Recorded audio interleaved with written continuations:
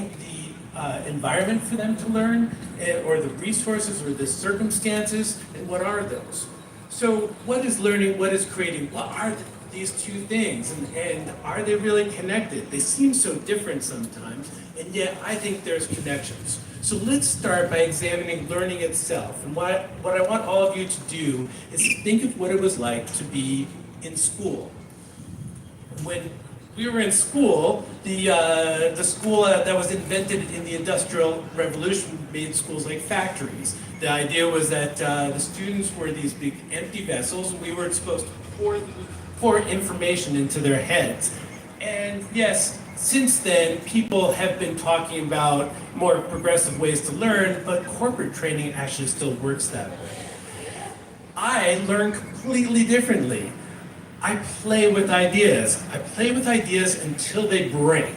And then when I put them back together, I come up with new ideas. And those new ideas give me a way of understanding new things. That's just how I do it. Now maybe it's because I'm an artist, cartoonist, and I usually take cartoons, which are basically just a collection of symbols that people understand have certain meanings, and I pull them apart and I reassemble them in different new weird ways so that I can have new cartoons that express new ideas and emotions.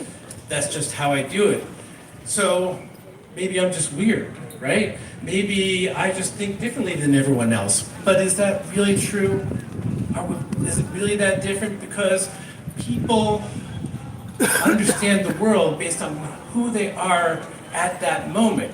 I've been doing a lot of reading about neuroscience, and this kind of bears it out. The idea is that you understand things based on constructions that you've made in your head from old ideas. Your view of the world is very, very limited. Your eyes give you only a little bit of information. You have to fill in the blanks with constructs, frameworks of thinking that are based on what you've already experienced. Now what we do is we take these constructs of thinking and we wrap them up in stories. Stories are the way that we give these things context. Have you ever had someone try to explain something to you and they're not giving you any context, no story, just throwing information at you, and you just kind of blank out and stop listening to them? That's what happens.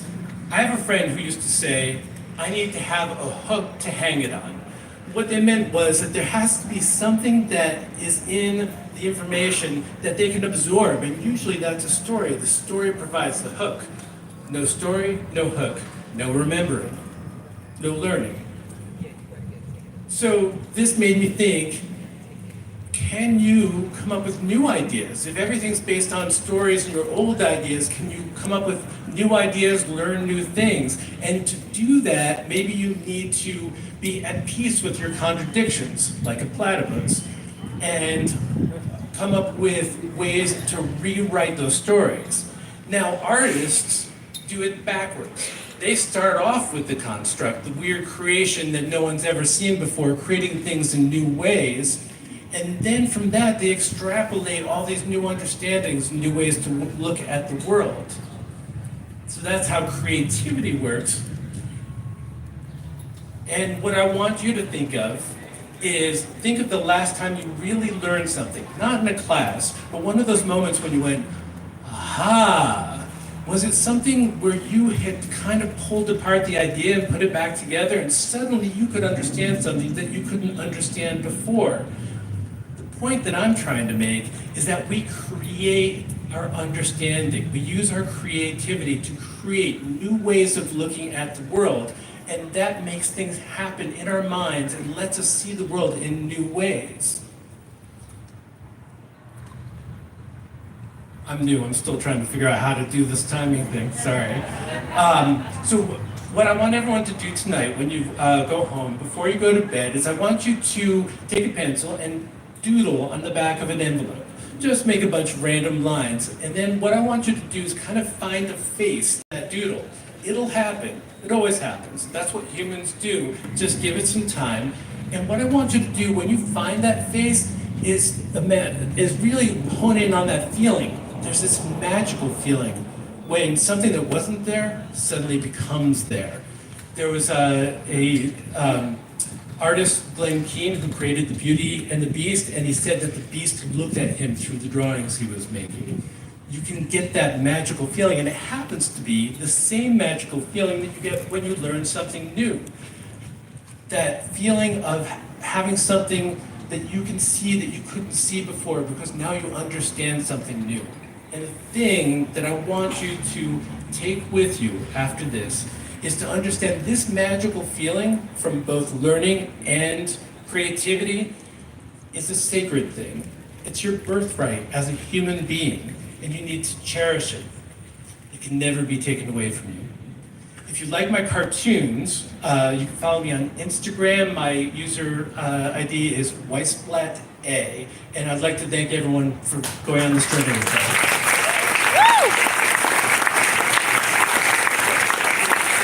There's like a little green thing that moves, and it looks like a little dinosaur that talks while the people are talking. Have you noticed? My parents were both born in England, shortly after the turn of the last century. My mom was from London, where she spent a lot of her time with her uncle, who had the responsibility of tending for the horses at Buckingham Palace.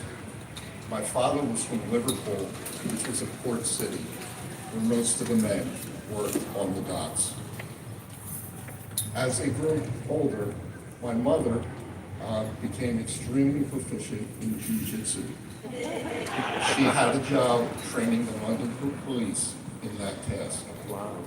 My father, he did a few jobs trying to support his family, but joined the British Army at the beginning of World War II. After the war started, everybody in England needed to ship in. My mother took over the job of tending for the horses for the Queen's Guard. My father was deployed to North Africa, where he was a desert rat fighting Rommel. He was wounded 3 times. During the war, the Blitzkrieg hit both London and Liverpool extremely hard. The pictures that you see here are before and after pictures of the same areas within each town. London on the left, Liverpool on the right. Devastation was all around. After the war ended, my parents separately came to the U.S. Different voyages, different trips, but they both somehow landed up in Philadelphia, where they met at the British Foreign Legion.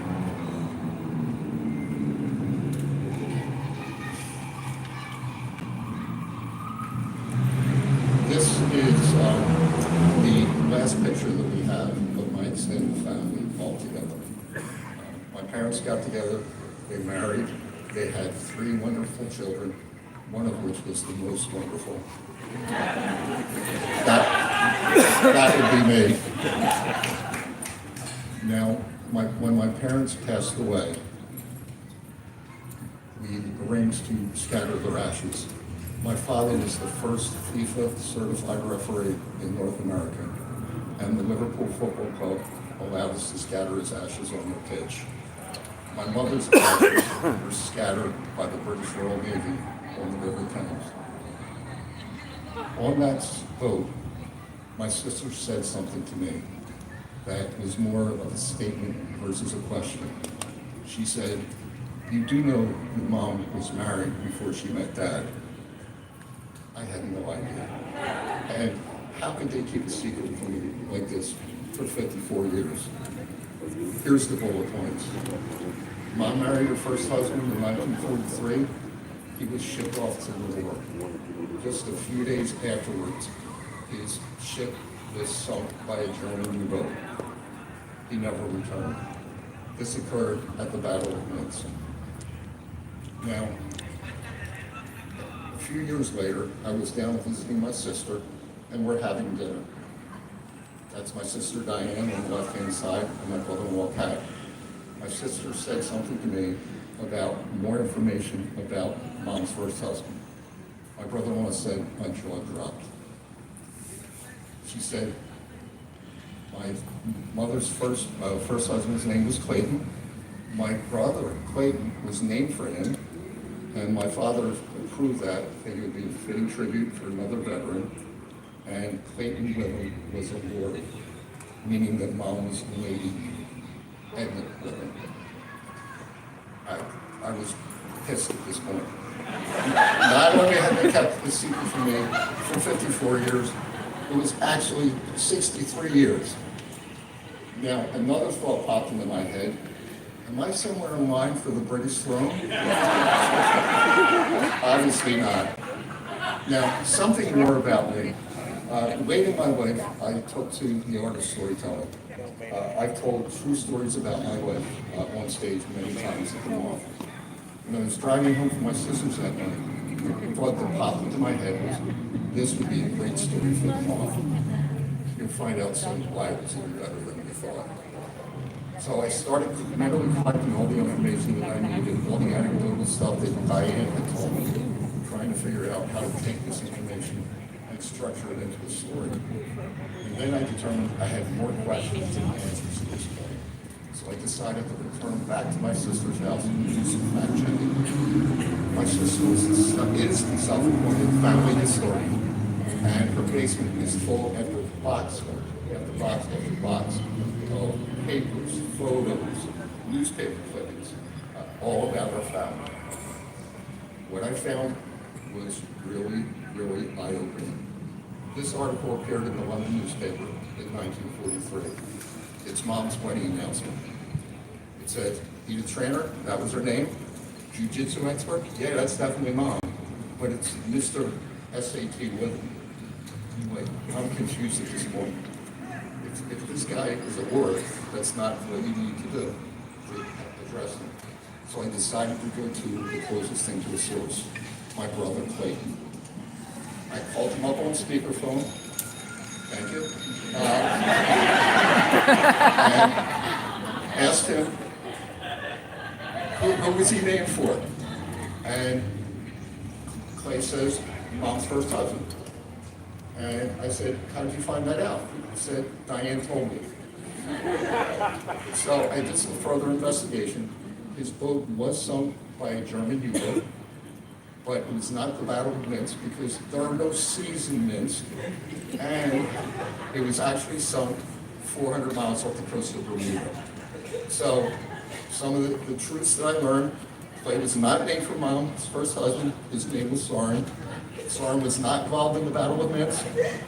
Soren did die when his ship was sunk by a U-boat, and he was not a lord. Now, as a result of all this, I'm working on a book that's called Fact Checking My Family.